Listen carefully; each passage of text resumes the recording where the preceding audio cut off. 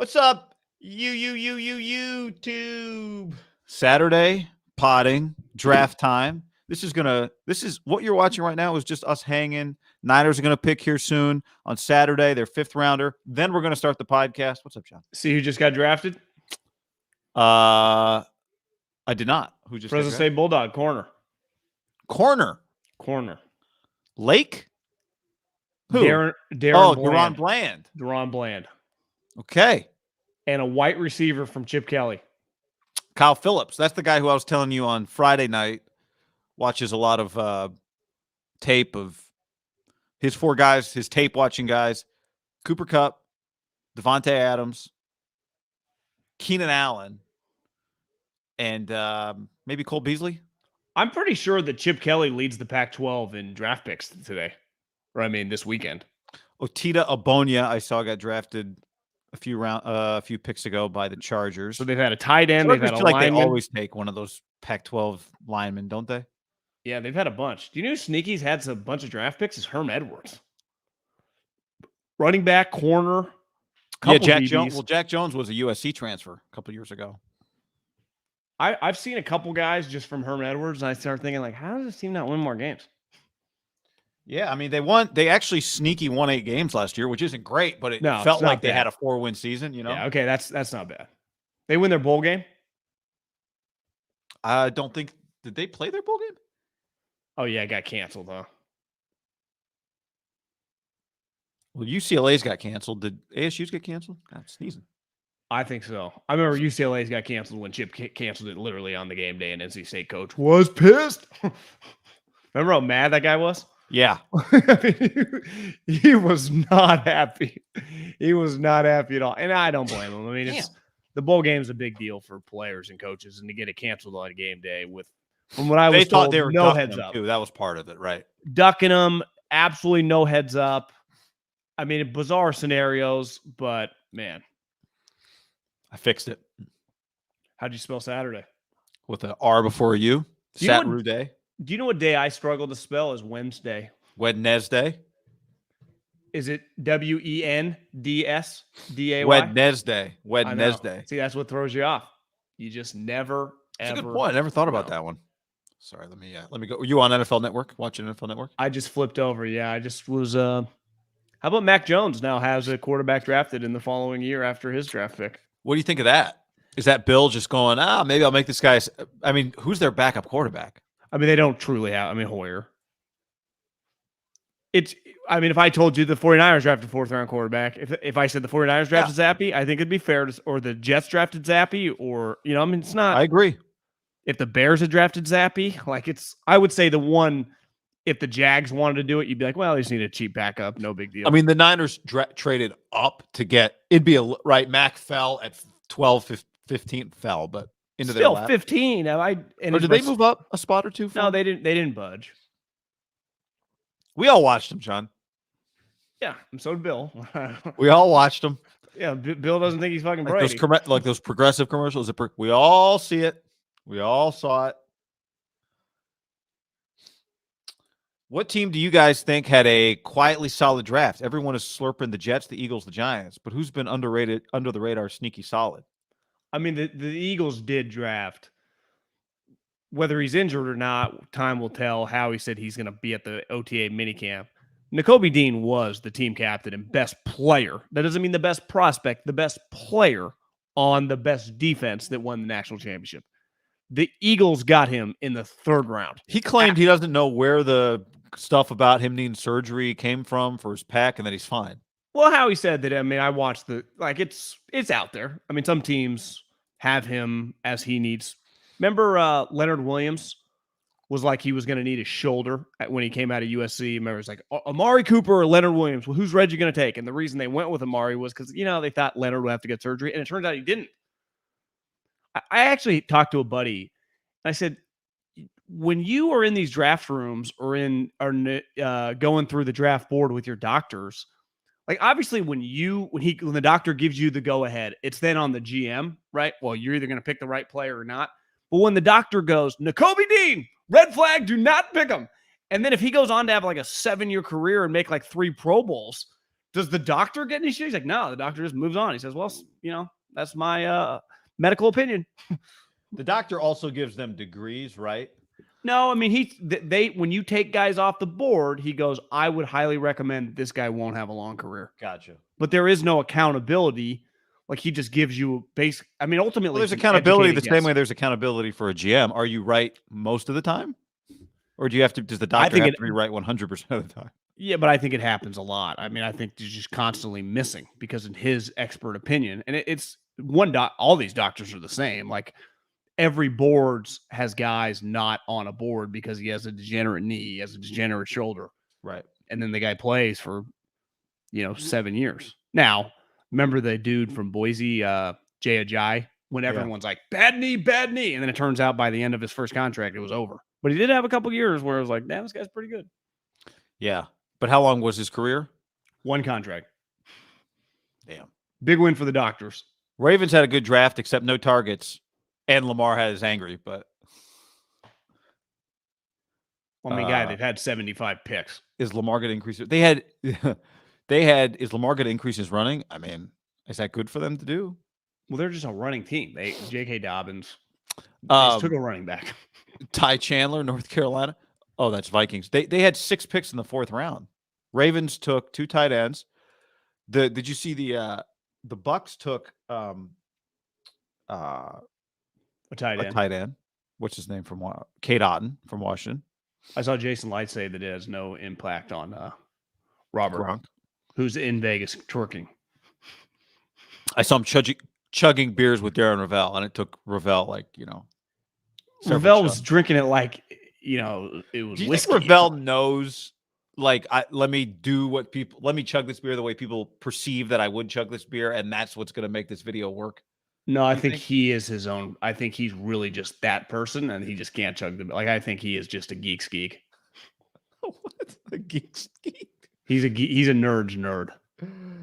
The Niners' next pick will be that center from Arizona State, Donovan West. You know what? The Herm connection. I bet their next pick is Donovan West. Honestly, really quick back to Darren. Not really sure what he does. Like, what's his job? Not clear to me. Just gets I think he just gets free gear from companies, or at least he used to.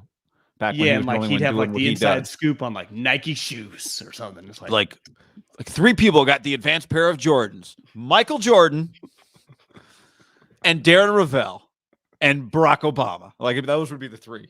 Like, what? Do the Niners go? I mean, we watched the Niners press conference on Friday night. It was weird. Like, John Lynch said, it's a fluid situation with Alex Mack. But then he also said, yeah, we have all the information that we need. So what if he's just telling him he doesn't know? I just don't think he's that good anymore. I mean, a hell of a career, but I think it's trending. Texans took Tegan Quatoriano, John, tight end, Oregon State. That's not the big guy, is it? No. Well, I mean, he's a big guy, but that's not the big. We were talking about Jack Coletto. This is a different guy. 19 catches. 3 touchdowns, pretty good ratio. Ravel's role is just to annoy Big Cat.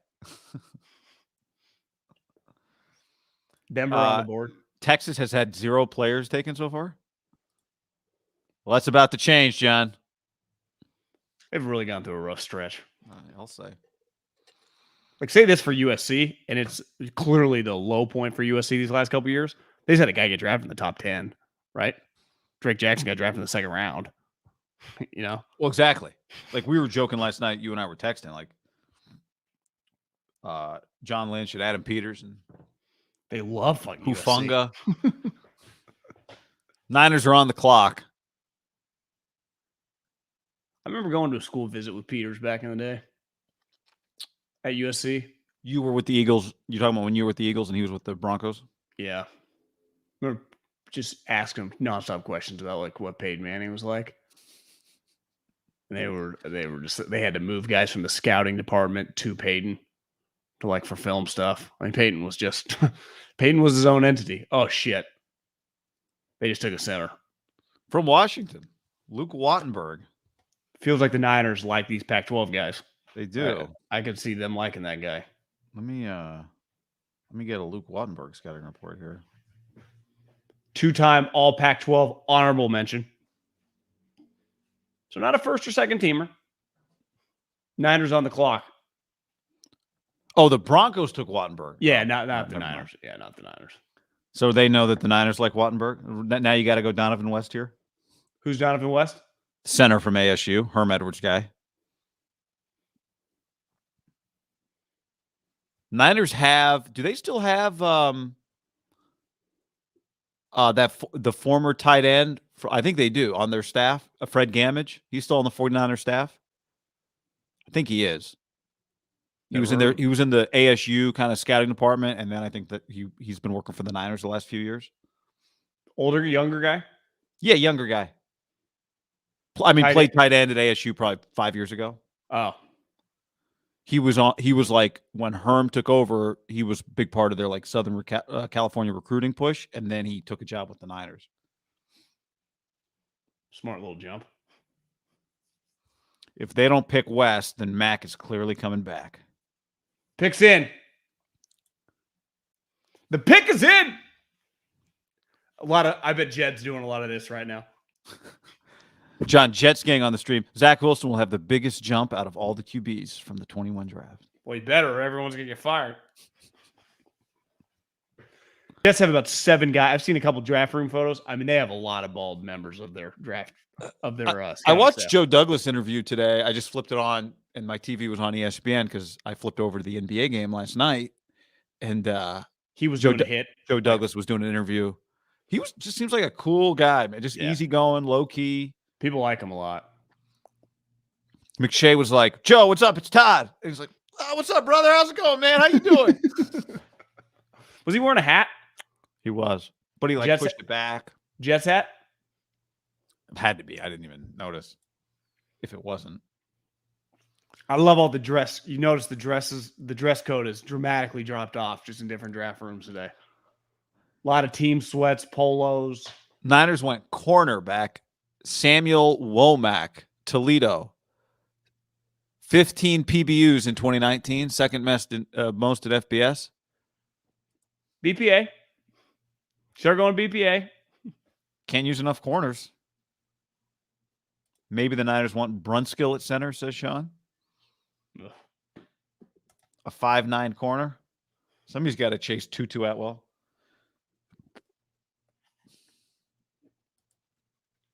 First team all MAC is good. Yeah, it's better than second team. All right.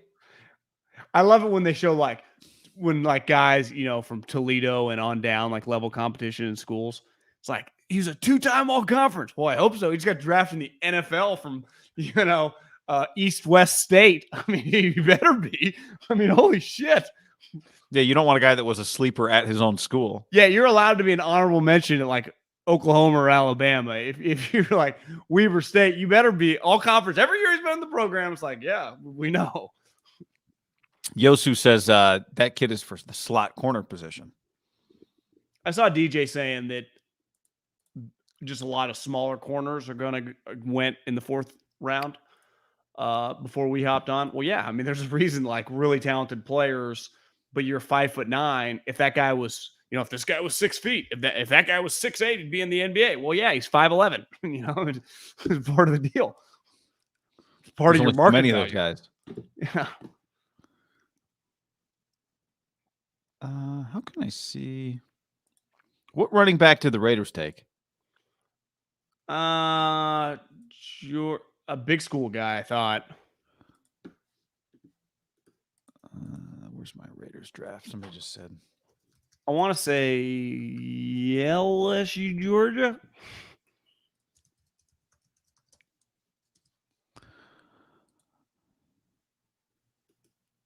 Watching the Drake, Raiders. Watching Drake do a backflip. Did you see that video of Drake Jackson doing a backflip? I did. It was pretty sweet. I'm not going to lie. Yes, Zamir White from Georgia. Georgia's had 3 running backs get drafted. All their entire defense and 3 running backs. Do you think that is that like Kirby Nick to a T? We're going to beat the shit out of you on defense, and we are going to run it down your throat with NFL players. Remember Alabama would have years where 3 running backs got drafted in the first 3 rounds? It's like, yeah, this guy barely even played. His name's Josh Jacobs. He's the first running back off the board. Kirby had a running back, Dalvin Cook's brother. Which Alabama running back was the backup Bo Scarborough's year? We're like Bo Scarborough. Remember Alvin Kamara like transferred, was in the group with like Jacobs, Damian Harris, and Najee. There was a group of like Damian Harris, Josh Jacobs, Najee were the starters, and Bo Scarborough might have been the fourth. And I remember Alvin was on Alabama before he transferred to Tennessee, and he was like, "I'm never going to play here." It's like Jameson Williams, like, wait, Chris Olave, Garrett Wilson, this other dude with the 3 names, and then bringing in Marvin Harrison's kid. I'll transfer to Alabama, and then I'll go 13th overall with the torn ACL. So here's the 2015 backfield for Alabama. Okay, Derrick Henry, pretty good. Kenyon Drake, not bad. Damian Harris, good player, who'd go on to be a 3rd rounder. Bo Scarborough, who was a really good player in college for a year, but didn't have a great. Was drafted in the 7th round. But Bo Scarborough still drafted. Yeah, I mean, he's just a freak show, right? He's huge. Yeah, and Ardarius Stewart, who was a 3rd round pick by the Jets in 2017. That was their 2015 backfield. The next year, 16, it was Damian Harris, Bo Scarborough, Josh Jacobs, and Ardarius Stewart again. What was Was Alvin Kamara on their team? Yeah, it was a while ago though. 13. Who's their backfield in 13? 2013 was T.J. Yeldon. Okay, NFL Kenyon player. Drake. NFL player. Derrick Henry. NFL player. And that looks like that was their backfield. And Alvin, who might have been a receiver at the time. Yeah, he must not have gotten a carry. It says Kamara's short time at University of Alabama was, this is his wiki, quote, a rough experience. He had knee surgery during the preseason, then redshirted as a true freshman, and was unable to break back into the recruitment class that featured 3 other NFL players, Henry, Yeldon, Drake. Due to behavioral issues, Saban banned Kamara from practicing with the team and suspended him from their bowl game. So it was a rocky year for Alvin. Wow. Alvin, sneaky character guy? Well, I mean, last we checked, what's going on with his lawsuit or whatever? I don't even know if it's a lawsuit. It's literally on camera, him beating the shit out of him. Did it just whether disappear? He's guilty or not, Did he just pay the guy? Is it gone? Is it over? Weren't they waiting for him after the Pro Bowl? Yes. Raiders are on the clock, John. When's the punter going to go? Punt God. Twitter says he should have gone in the 3rd round. Do you know what DMs I've been getting a lot of? I'm having an argument with my 3 buddies. If Justin Tucker was in the draft, would he be a lock 1st rounder if you knew the kicker you were drafting was going to be Justin Tucker? And I'm like, he would not go that high, right? Even in this draft. You couldn't take him in the top 10, correct? No, I don't think so. Could you take him in the top 20? Well, my thought, what's the highest paid kicker in the league make right now? Probably him. Annual. 5. I mean, it's not. I mean, Robbie's up there too. What would the 5th-year option on a kicker taken in the 1st round be then? Well, it's just based on the position, so it wouldn't relatively be that high. I think you could take him to me, where you would take him is we've got 18 players with a 1st-round grade. We're drafting 21. Fuck it. Yeah. But I would like to take him at 29, 30, right? Here's the other thing. When you're a top 10 picking team, by and large, let's say you're the Falcons, I guess you could argue, hey, we'll be good in 4 years, and Justin Tucker's going to have a 17-year career or some shit. So whatever, let's just take him, right? Well, it's the NFL. You just naturally, even if you're shitty, end up playing. Even if you're close shitty, games. You probably play in 8 of your 17 games are relatively close, right? Seems I'm not trying to justify in the top. I'm just talking. I'm just talking it through. I mean, it just seems if you're the Packers and you have 2 1st-round picks, would they get shit on if they took a kicker? Obviously they would, but I'm just saying if they're like, well, the kicker's Justin Tucker. Would it be the right decision if he's their guy for the next? Yeah. Problem is where it's not a realistic argument is no one has any clue when you draft. So it's if you put players in the draft. But I think what makes it a good argument is that even knowing what he is, you could argue, no, you still wouldn't do it. That's why I think it's an interesting argument. Well, was Seabass a mistake? Yeah. Yeah. But part of that was not like if he had been Justin Tucker, right? They were terrible. That's the other thing. When you're bad, kickers are like role players, kind of. I always say there's no role players on bad basketball teams. Kickers on bad teams, it's just so what? We're getting from 3 wins to 4 wins because I don't. What are we doing here? I need a guy. They matter when you're in the playoffs. The other thing, Seabass Sneaky is a little overrated. That's what I'm Even at his saying. peak. Yeah. I mean, you saw it. He lasted too long too. Yeah. Want to do the pod? Yeah. I just want to see this Raiders pick real quick, and then we can fire up the pod. I bet they go tackle.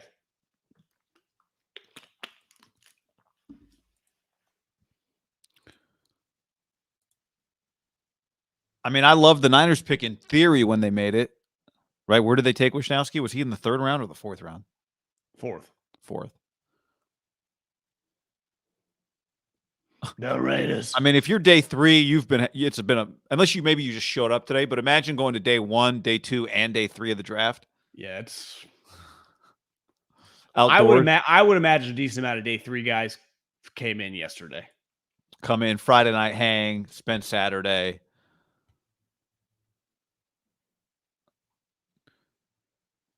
For those of you, if you're watching the stream after the fact, we are at the end of round 5 right now. DJ jacket off, sleeves up. It's probably getting a little toasty down there. Yeah, I'm sorry, DJ, what? Jacket off, sleeves up. Jacket off. Gotcha. What'd you think? Oh. Niners have the 8th pick of the 6th round, by the way. Who just came out for the Raiders? Desmond Howard?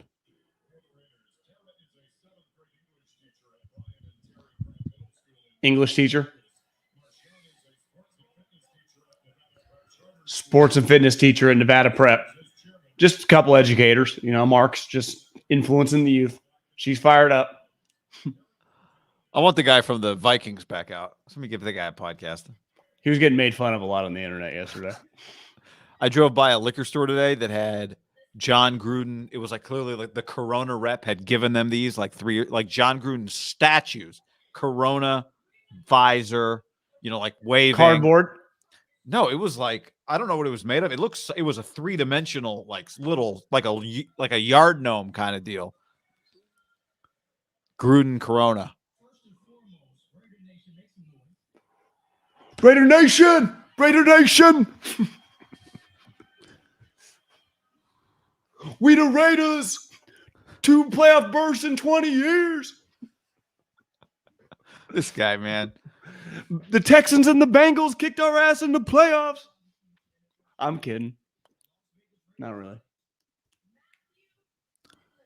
Matthew Butler, defensive tackle, Tennessee. You win in the trenches, guy. You win. I feel like Mayock would like a lot of their picks. Don't you? Well, Mayock was a good mid-round picker. And hell, even Ziegler didn't just avoided it. Just took hot picks, gave Devontae. They took a guy named Farrell. I saw someone said spelling different. Spelled with an A. Because I had first thought, are we sure these aren't cousins? I would love for the pronunciation to be the same. Remember, it was like Cleveland Farrell. It's like, no, it's Furl. It's Cleveland Furl. Good thing we don't even need to worry about it. All right, let's start the podcast. Yeah. Do you bet Cleveland gets cut? Do you think he's a lock to make the team? You don't think he's just a depth? Just you need some of the. It feels like they're drafting a lot of D linemen. That's a good point. I would say. I'll make a bold statement. Okay. Of the 3 guys, only Jacobs is a lock to make the team. Now, that might mean like Abram gets traded for a 7th round pick or something in training camp. But if you told me that Cleveland and Jonathan Abrams are not on the week 1 roster, either cut or traded, I think it's very believable. Just natural with new coaches. So I think it's a good point. I don't think it's that bold. I mean, not to. Well, it's not. Yeah. I think it's. It is when you just factor in their shit. You got drafted them like 3 years ago in the first round. I know. Send a message to the locker room. The biggest problem with Jonathan Abram is just physically unreliable. I mean, I don't know if maybe that may not be the biggest problem. Covering tight ends might be the biggest problem. Yeah, just doing anything in space. All right. Should we begin the podcast now? Yes. Here we go. Countdown zone.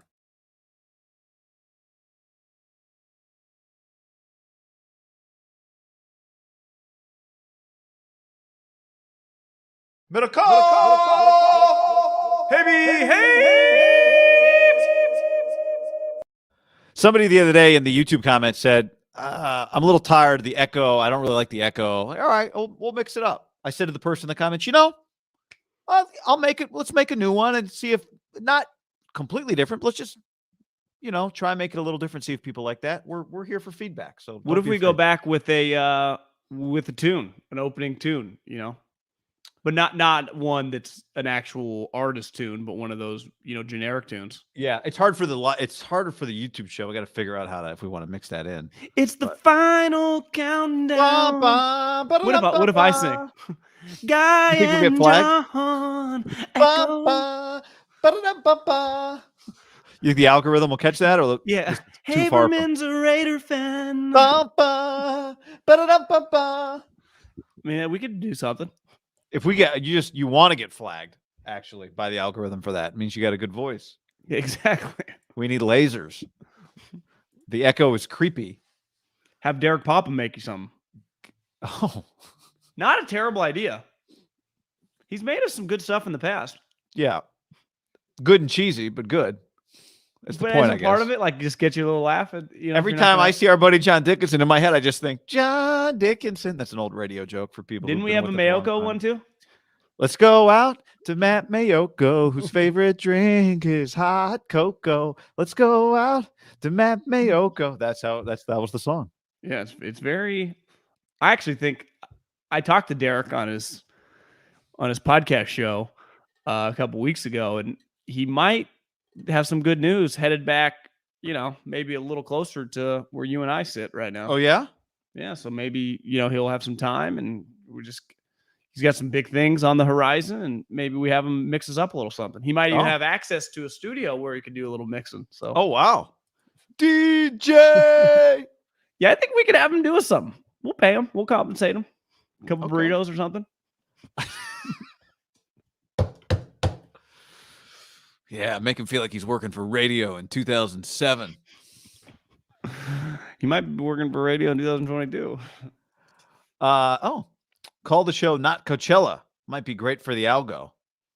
Maybe we should call the show just the name changes, month, whatever is hot right then and there. It's just for the algorithm. That's the name of the show. Coachella. What's a better name? Coachella. Do you see the country does the same thing, I think, down there called Stagecoach? Uh-huh. Feels like Stagecoach is an easier name. Stagecoach is a good name. It is a good name. Yeah. I like Stagecoach. We talk about coaches, and this is kind of our stage. Yeah, Stagecoach. And there's just, the algorithm. People are always looking for something about Stagecoach. For sure. I found these guys. They talk about Stagecoach. Let me check out this show, and then will just be a never rotating group of people, like 20 to 28, right? Yeah. We would have to wear 90s basketball jerseys for every episode. Not a terrible idea. I got the Vince Carter Raptors on today, John. Patrick Ewing Knicks. That'd be a good one. Yeah. A Vernon Maxwell. Yeah, you just keep Mitch Richmond. Limitless. Kings. Mitch Richmond. I like that one. Jim Jackson Mavs. That's a good one. That's a really good one, actually. I don't know. Who's the guy I have in my head right now? Oh, you know who I used to... Mario Ellie.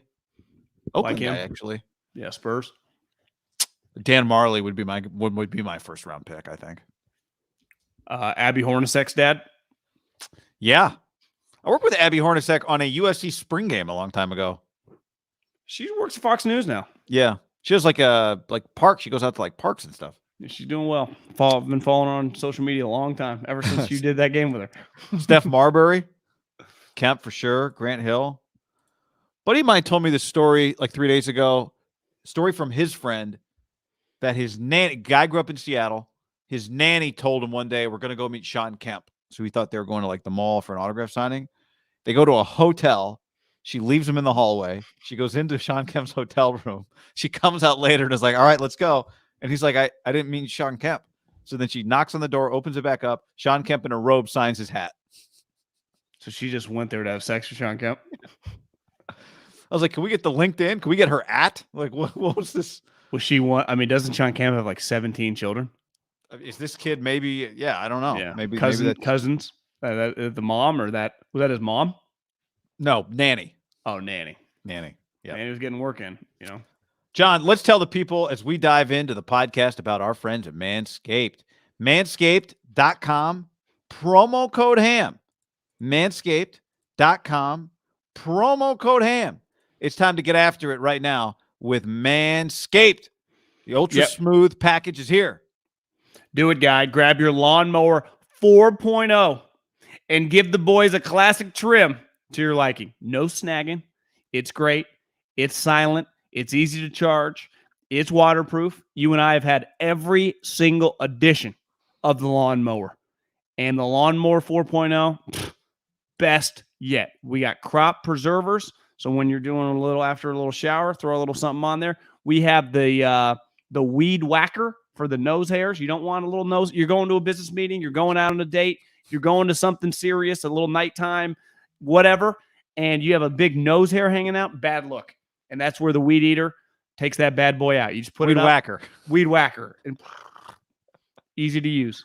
John, also, you asked for it, and our friends at Manscaped listens. They just relaunched the Ultra Smooth package. It is back, baby. Your new favorite tool and complement to the Lawnmower 4.0 to keep the boys smooth, looking and feeling the best. The specialized groin shaving kit is here to help you buff, protect, and shave your most sensitive areas. It's time to crop that bush off yours and get right to the roots with a discount just for you from Manscaped. It's 20% off and free shipping at manscaped.com when you use the code HAM. That's HAM. The legends who introduced the electric ball trimmer are bringing back a razor so you can be set and trimmed front and back. Manscaped.com, the promo code HAM. 20% off and free shipping. Smooth out your fellas with the relaunched Ultra Smooth package from the fellas. At Manscaped, promo code HAM. Get it. Your balls will thank you. Yes, they will. All right. As the draft continues, we watched on Friday night Kyle Shanahan and John Lynch speak to the media. They looked pretty loose. They looked pretty comfortable. They looked a lot more at ease than John Lynch looked on Monday talking about Deebo Samuel. Kyle Shanahan was asked if they got close to trading Deebo Samuel, if any of the offers were anything close to what it would have taken to consider trading Deebo Samuel. And Kyle Shanahan said, not even close, with kind of a chuckle, like, yeah, nobody was even in the ballpark. What'd you think of what he said? I think that it grew on social media, and rightfully so. And it felt like, I think when you live in that environment and a story like this takes off, you start talking yourself into this. And by about Tuesday or Wednesday before the first round, there was like 10, 38, Elijah Moore, and next year's second. You're like, God damn, that's a lot. I mean, I think I'd pull the trigger. And then it comes out by Friday that the offer from the Jets, which were clearly the only team seriously considering it with their best, they gave the best offer of all the shitty offers, was pick 10 and a fifth rounder for the 49ers, Deebo Samuel, and their second rounder, pick 61. I mean, that offer's a joke. But we also saw on Thursday that the going rate for Deebo Samuel is somewhat in the ballpark of A.J. Brown, which I think the Eagles feel pretty good about what they had to give up for him, right? Yeah. Which was pick 18, I think, in a third rounder for A.J. Brown. Now, obviously, 10, you'd have to do the math. I think it was pick 101. So pick 18 and 101. Does that equal 10? 10 is worth a lot. So I think that's where the Jets would go. Like the Raiders for Devontae Adams. They got 22 and a pick in the 50s, right? The Packers did. Mm-hmm. Well, if you add that up, it probably doesn't equal 10. So I bet the Jets' argument is just simply 10 is very, very valuable. And they are kind of right. Ultimately what the Raiders got for Khalil Mack, those 2 1s, if you add them up, they're not as high as you think. So where the Jets are coming from, we're not giving you 2 picks in the 20s. We're giving you pick 10.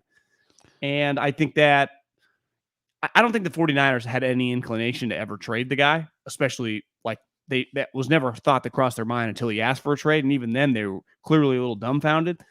But once they started getting offers, once the thing went viral and the other teams kind of caught wind of it, they realized it would make absolutely it'd be malpractice to do this given the options that we have and not just write it out. Well, if they had just traded Deebo Samuel for the players that the Packers got in the Raiders Devontae trade, they would have traded Deebo for Quay Walker and Christian Watson.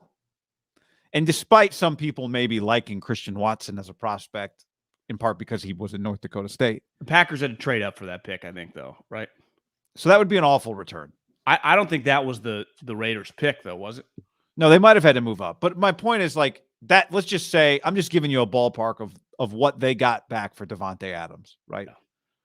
Like that would not be in the hemisphere. That would be met with disapproval. And then in their defense, the 49ers wouldn't do that deal, right? No. They wouldn't do that deal. No chance. Honestly, let's just use the deal that because I think the Deebo comp of A.J. Brown, right? Same draft class, same contract. He got traded for, a third-round pick and Traylon Burks. Would that feel like enough? No. Now, it would feel like enough. Part of it feeling like enough is the player. What does that player become, right? And he was a very intriguing player because he had a lot of comps to Deebo, right? Just in terms of the player. I think that would have number one yak excited. Receiver in college football. Yeah. But you would have gone, we basically just traded a known quantity for a major question mark because we don't know how good he's going to be, and a third rounder. Like there's a reason that John and Vrabel looked pretty rattled that night because they know how it was going to be perceived, right? Like they understood. They're not. And there was dumb. the reason Nick Sirianni was saying, he goes, you probably saw this, or maybe you posted it, and that's how I saw it. But his quote was like, yeah, you know how we have to project A.J. Brown? We don't. We know what he looks like as a pro. There's no guessing. I know exactly what we're getting. We've watched the tape, right? Well, how he said when they threw on A.J. Brown, they had a meeting once it got serious, and they're like, let's just watch them together. The assistant GM, me, Sirianni, some of his offensive coaches. After like the first game of highlights, Sirianni gets up like, guys, I've seen enough. Like what I was with the Colts. We played this guy. Like and how he's like, no, we got to do our due diligence. But it was like, wouldn't that be the same thing of Deebo Samuel? Like, hey, we're interested in Deebo Samuel. Throw on the tape. Holy shit. Because he's doing it against the Rams, the Titans, the whoever, the Cowboys. Traylon, while very impressive, like I think the two guys that have by far the most pressure of all the skill guys are Traylon Burks, given who he's replacing, and Christian Watson. Fair or not, just because the Packers are so desperate for a wide receiver. If they took another one too, right? They took Romeo Dubs. Yeah, but when you get drafted 34th overall and he's going to be viewed as just a guy, now that guy might end up being better than Watson, but the pressure immediately on Watson, I would say in training camp, if the Niners had got rid of Deebo, whoever offensive skill-wise they picked with one of those picks high to replace him, the pressure on him, him and Trey Lance would have been the story of camp, right? Yeah. It would have put a lot more pressure on Trey Lance too. Now, sure. Deebo hasn't shown up yet. They haven't signed a contract yet. It hasn't been resolved yet, right? And I think part of what I took away from what Kyle Shanahan said on Friday night was like, we are going to fix this, right? In the same way that a coach comes in and says, I'm going to get my strength and conditioning program in line, or we're going to be about discipline, or we're going to be about running the ball. Like, and that's on them. So that if in 3 years your program doesn't run the football, or your players don't look better, or your recruiting class rankings aren't better, that's on the coach. The Niners are taking a risk.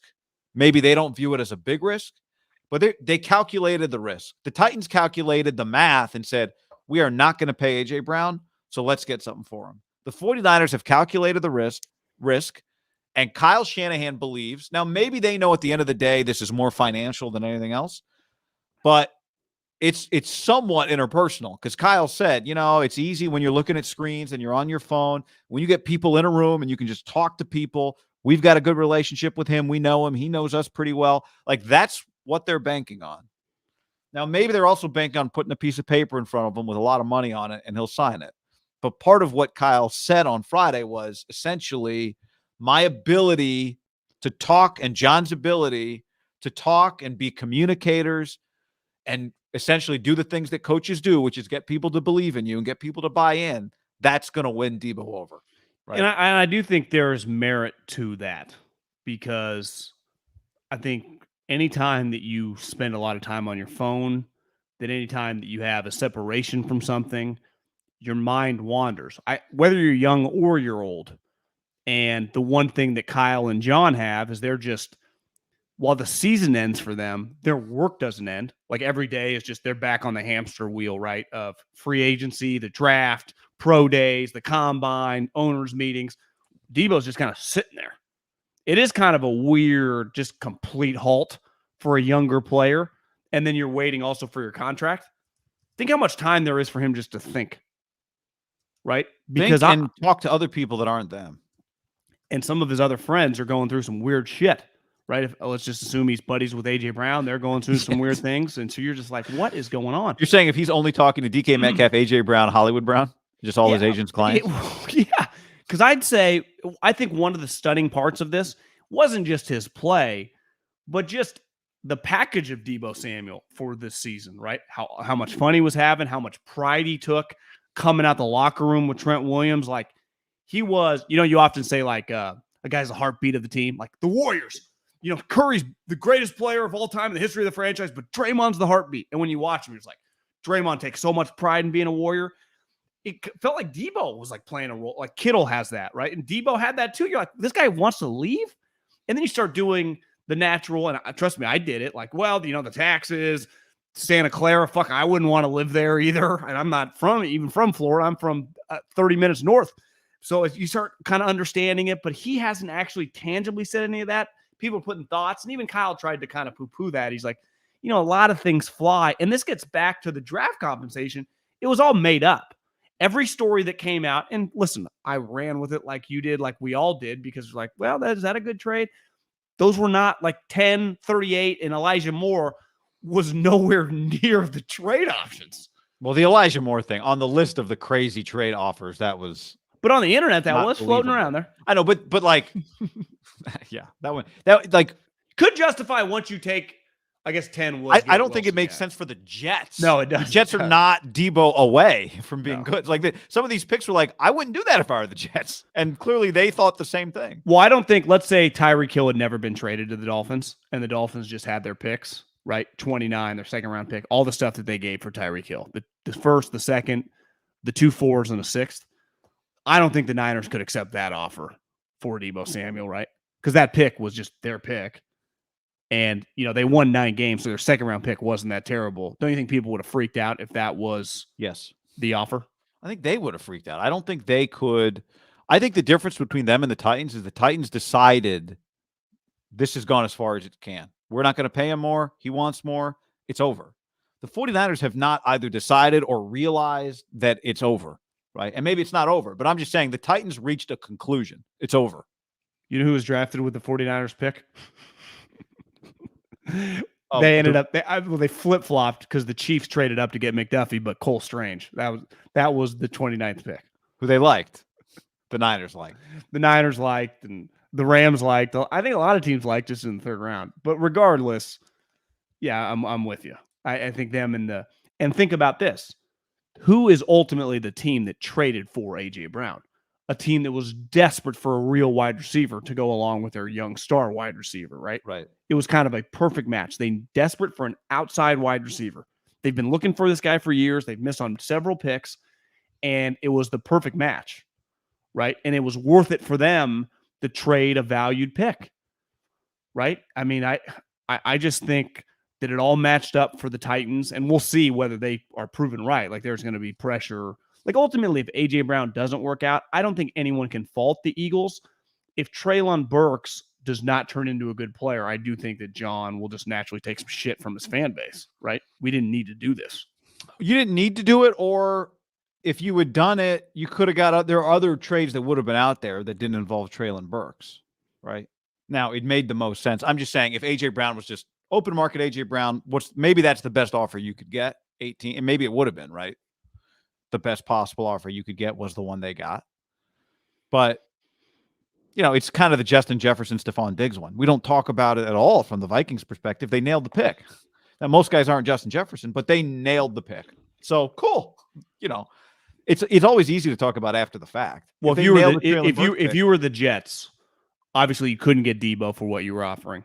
Would you have offered 10 straight up for A.J. Brown? I don't know that I would have. I don't think I would have either. Because I think the Jets are not in that place right now.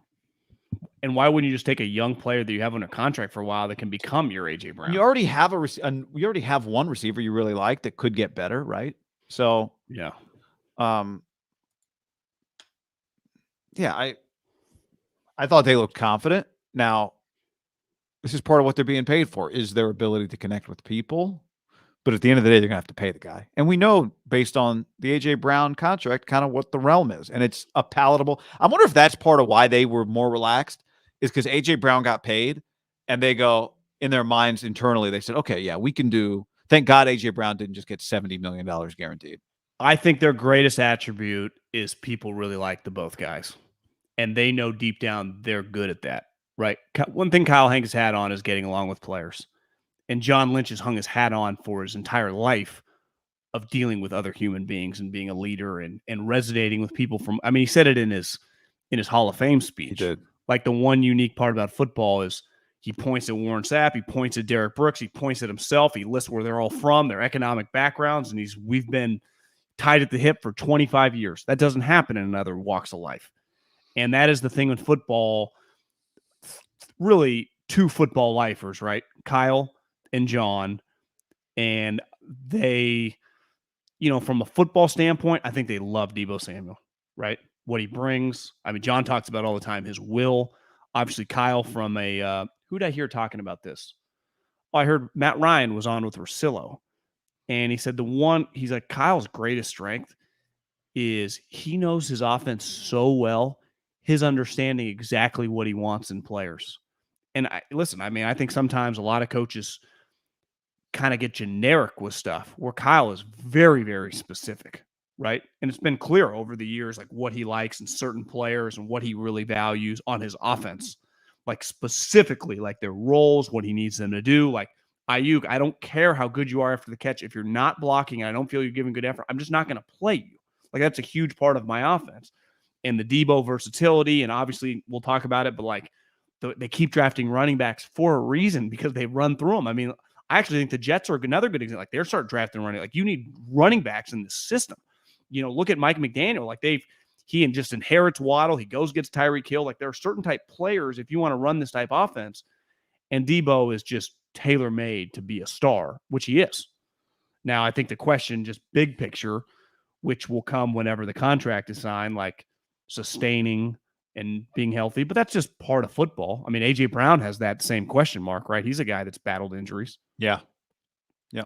Well, let's talk about that part of it then for the 49ers. I think I mentioned this to you. I don't remember if it was on the stream Friday or off, but hearing John Lynch on the Dimitroff podcast, one of the things he said was that when him and Kyle got the job, they sat down and made a list of what is our football philosophy and what are we about? Like, what are our core beliefs about how you build a football team?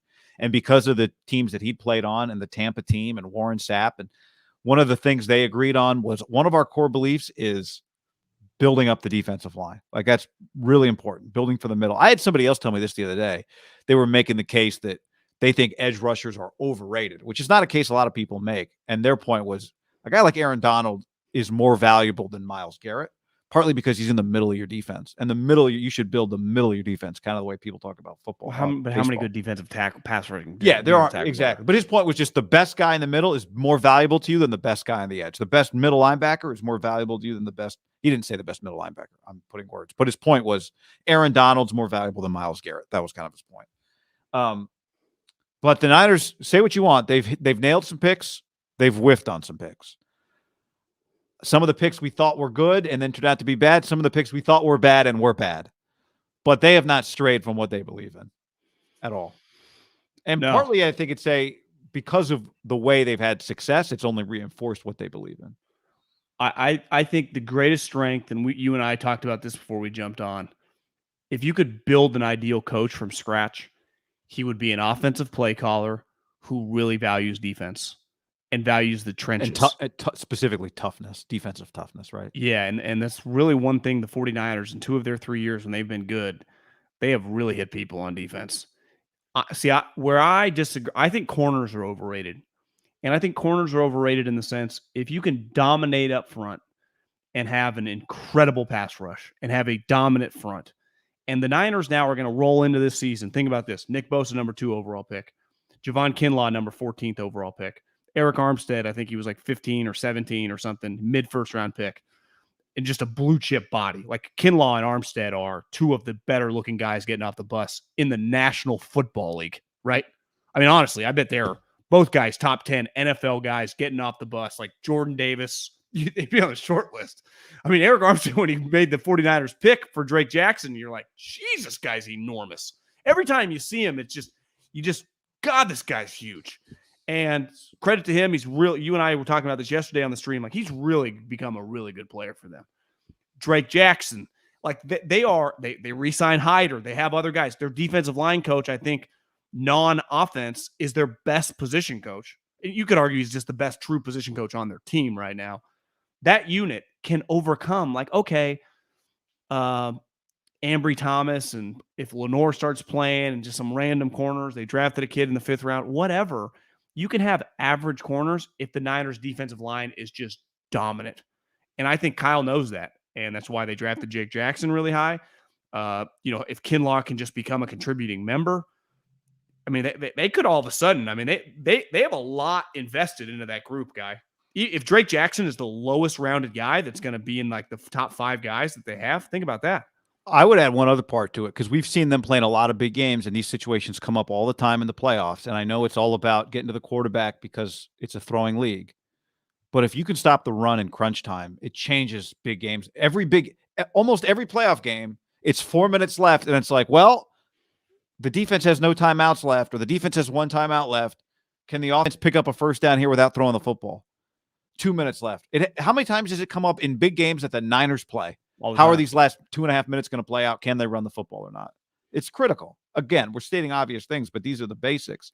And I think the point is the Niners established what their basics were.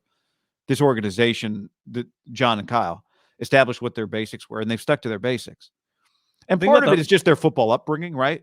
Mike Shanahan, ass kicker. John Lynch, ass kicker. Kyle Shanahan grew up watching an ass kicker's team, and his dad had the personality of an ass kicker, right? Yeah, even though he's ass kickers.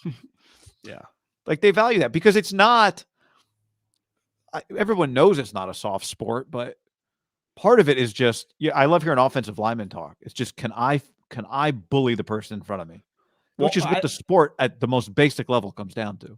The Niners' best defenses, like to me, the Harbaugh defenses were probably a little better than that 19 defense. Obviously, the 19 defense, I think, was better than this year. Beside Richard Sherman, who had an all-pro season in 19, they have not had great cornerback play. But both teams, the 19 team... Verrett had a good year, right? 2 years ago.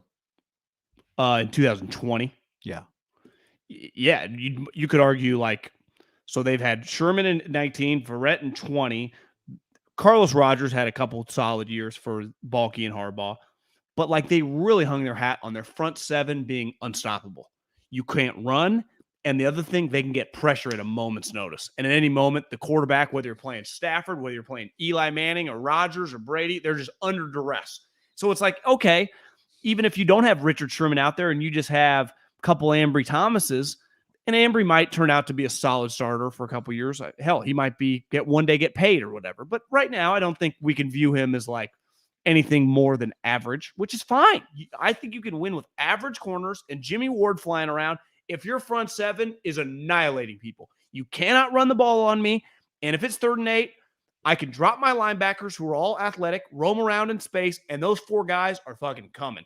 2 of them are enormous up the middle, so they're going to have their hands up. And then I got Bosa and Drake Jackson or Hyder or whoever coming off the other side. Good luck. Because the other thing we know, there are only so many Trent Williams in this league. Most teams is like have below average tackle somewhere, and many teams don't feel good about either tackle. But a good quarterback with a good coach who throws the ball quickly can be problematic. Yeah, but if you dominate up front, like you can dictate the terms. And that's what they did in 19. That's what Harbaugh did. And that to me is the mindset of this team. Now you're asking, obviously Kinlaw's got to start bringing something. Drake Jackson's going to be a rookie. Like, they're going to depend on some unknowns, but they have a couple core. When you have a couple core pieces, to me, in your front 7, it's so much easier for other guys to just kind of blend in, And then one thing we know with the defensive line coach, there's just going to be some random guy you've never heard of, like, give him 7 sacks. They've done that over and over and over again. Yeah. I'm just pulling something up here. I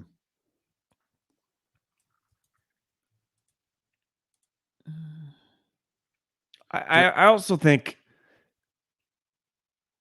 the other thing is when you can stop the run, it's hard for you to get a big lead on me, right? Because eventually you get up a couple touchdowns, you want to slow the game down, and let's face it, we thought this last year all the time. Like, why don't you just keep throwing on the Niners? Like, it's just the natural inclination is not to throw it 60 times a game. It's like, we got to mix in some runs.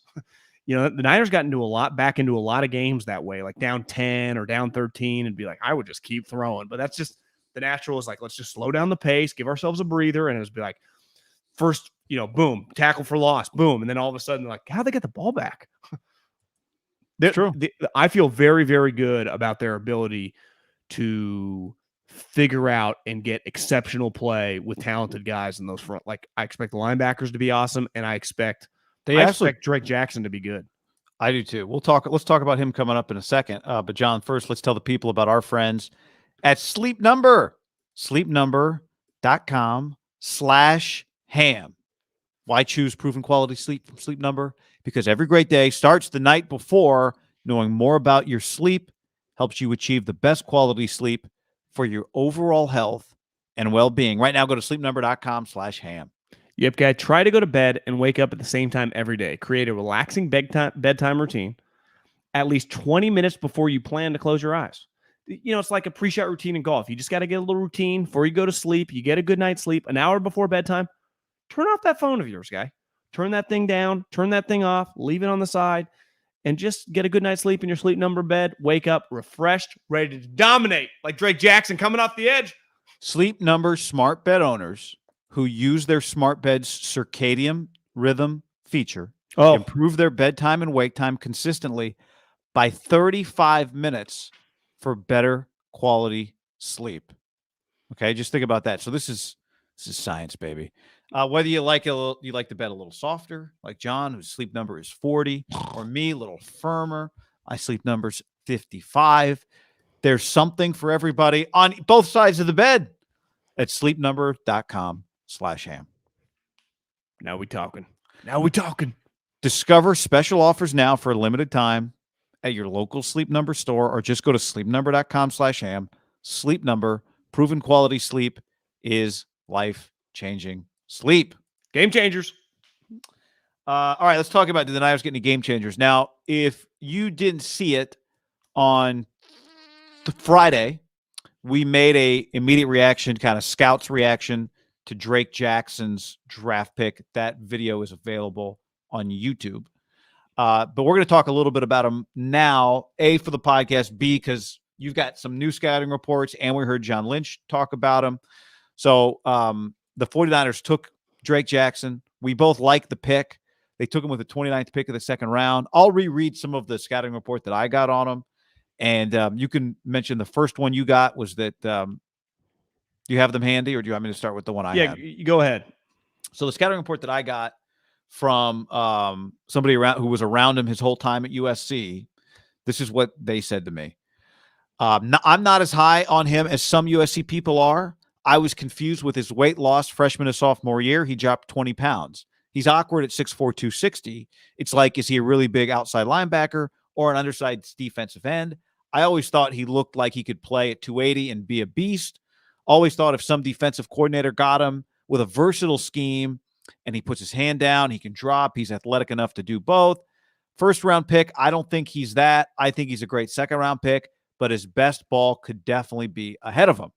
So that was the scouting report I got. And then I'll add to what John Lynch said Friday night.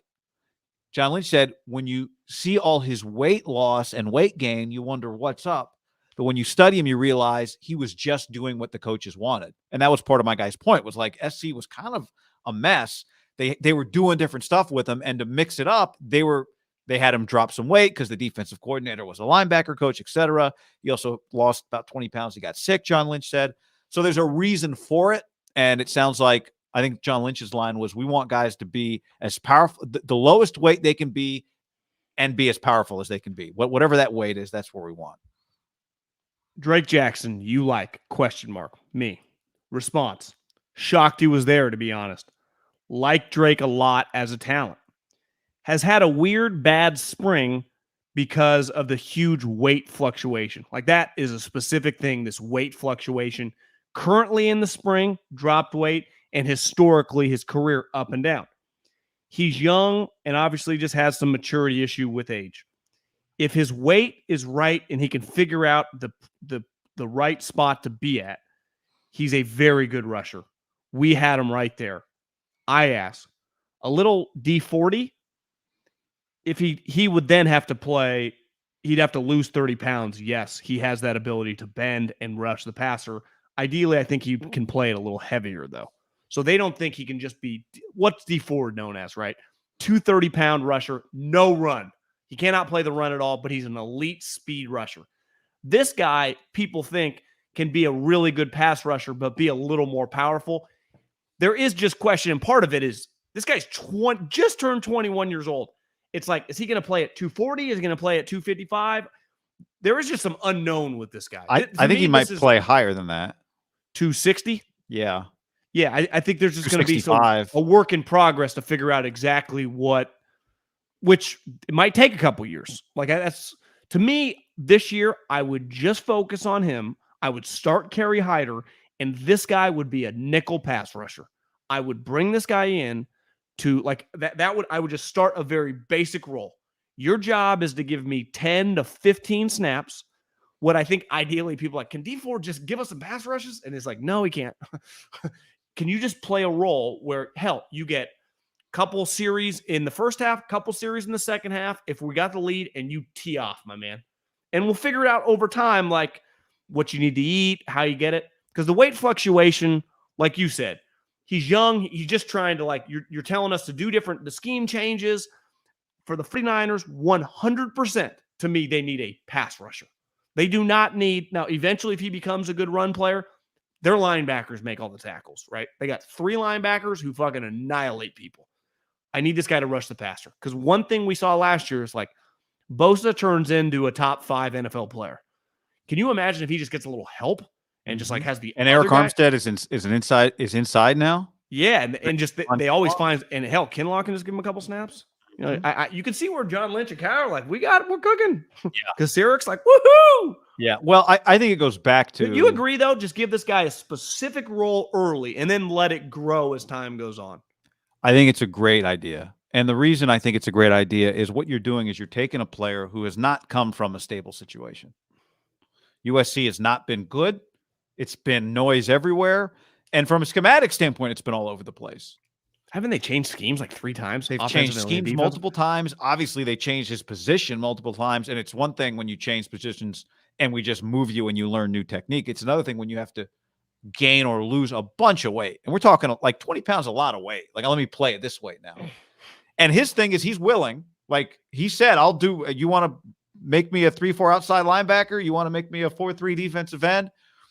But this was pre-draft. But I just think when you take a guy who's had a lack of direction, which I think we could say that's been part of the situation he's been in, there has not been a clear, simple idea about what he is. You know, you look at it like a little bit like a pinch hitter. Like, hey, man, your job in this spot is to just go up and hunt fastballs. And then we'll work over the next 2 years. You'll become an everyday player and we'll help you with the breaking ball and all that. But right now, let's hunt fastballs. I think you just strip it all down. And I think the Niners, they're pretty if you could choose a position coach to be one of your best position coaches, I think D-line, O-line would be really high on your list too. I think you're lucky when you have that because generally you'd be afraid of your best D-line coach. Sometimes your best position coaches become coordinators. And once they become coordinators, if they're good at that job, they're gone. And the Niners are not really at risk at that with Chris Kurasek, right? I can never quite say it right. Kasarik, thank you. I think he's even gone on record. Like, obviously, I think he makes a ton. He might make $1.5 million, which they have no problem doing. I don't even think he aspires to like do coverages and defense. He could make $2 million a year. Hell, $3 million. You pay him whatever it takes to keep him around if he wants to stay, right? He's a really valuable asset because Drake Jackson drafted by somebody else without a good defensive line coach might be a worse pick. drafted by a team with a really good defensive line coach, what you're saying is, I've got the artist. Let me get the highest quality clay here.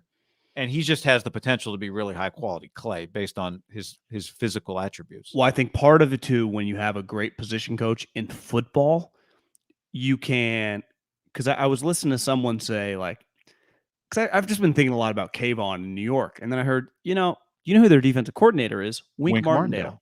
And you know what he's used to in Baltimore? Dealing with some people. And he can just handle personalities on top of like scheme and defense. But it's like, he's been around some crazies, so it's like, bring him on. I bet there's a decent chance Wink's banging the table. Like, I dare you to give me this guy. You see what I cook up with this guy? And I bet Kasarik, and the difference is with the Niners, like they were drafting 61, like a lot had to go at like him. He had to be there. He easily could have gone in the second. And you said this last night when we did the Drake video for YouTube. If Drake Jackson, who was a huge recruit, had been coming from a stable situation, like if he had just been playing for Ryan Day at Ohio State or for Kirby or Nick, or, even for Mario the last 3 years at Oregon, like one coach, very stable, consistent team, you'd be like, this has been a little weird, right? But it's easy to justify it when guys come from weirdness. I think I text you today, I look up, it's like the 7th LSU guy, and it's like, I thought LSU was a joke. They had like 8 guys get drafted, because I think everyone inside is going, weird things are going on, weird things. I mean, look, their best player ended up going, it's like, where's Stingley going to draft no, he went 3rd. Because what do you think deep down they went in their draft room? Like, this is a weird situation. We think this guy's a good kid. We think in here, he's young. The other thing I think you feel good about too, when you take a guy that comes from a weird situation with a lot of question marks, I can deal with youth. Like if you're like 23, 24, I'd like you a little mature, but like when you just turned 21, I think it's easy for like John Lynch. Now, he's a bad example because he was probably mature at 21, but a lot of people, like other coaches in the draft room or scouts, like, what were we all at 21? Like, to give this guy time. And Armstead, I think, is one of the, he's not going to be talked about like this, but at least for in the Niners vacuum, one of the better stories on the team. He's blown me away. Like his maturity, what he's become as a player on and off the field. Like, I didn't see this coming. Honestly, he's become I remember draft night, you, me, and Ricky Waters at we had a Hooters. Yeah, I think so. In the Buffalo South Wild Bay. Wings? Maybe. Doesn't feel like it was a Hooters, but it might have been a Hooters. I think it was a Hooters. Burlingame? I didn't like the pick. Something? I didn't like the pick. And I'm with you. I think he has become one of the, very stable, clearly one of the building blocks of the team. Yeah. You'd say, right? And that's part of it. You're putting him in a room with, just like with Javon Kinlaw, you're putting him in a room with, all right, Bosa's just going to be over there taking care of business, and there's Armstead, right? And you've got a lot of guys who are fighting for their careers. It tends to be the Niners bring in these guys who turn into really good players for them, but they're proving themselves as part of coming to the 49ers is I'm about business, because I'm not a first-round pick, and I'm not getting the benefit of the doubt, right? Some of these other guys that the Niners bring in. So I think it has to be a pretty mature room for the most part, because the competition level is pretty high. I remember when I was with the Eagles, and again, this guy's a better player. Like Drake Jackson won't become this just because this guy's bigger. But it was like, what's up with this JPP guy? He was just this major question mark in the draft. He had like number 1 overall level talent, but he was kind of weird. And I'm pretty sure, he hadn't even lived in America that long, but people just didn't quite know, like, what would he be like, getting him. And the New York Giants took him because they went, you know what? We'll get him around Justin Tuck and OCU Manure, and he'll be fine. And what happened? They got him around, and they won the Super Bowl, I think, that year, and he was awesome. And it was like he just excelled, and he ended up blowing off his hand. But he's still on the Tampa. Like, he's going to go on to have a long, long career because the foundation was the people he was around immediately with a high-level room. Yeah. And I do think having high-level rooms really matter when you want to take chances on guys in football, because that room, like the D-line room, I would say 15 hours a week just together in a meeting room, let alone on the practice. You and I go to a lot of practices. Like, I guess NFL practices probably aren't even that much different. If you're listening to this, you played high school football. Like, you spend a lot of time at practice, at minimum, like an hour of 2-hour practice just with your group, right? Just standing around each other, just being around each other, talking with each other, helmet off with each other, around the coach. Just, you're kind of in little pods, right?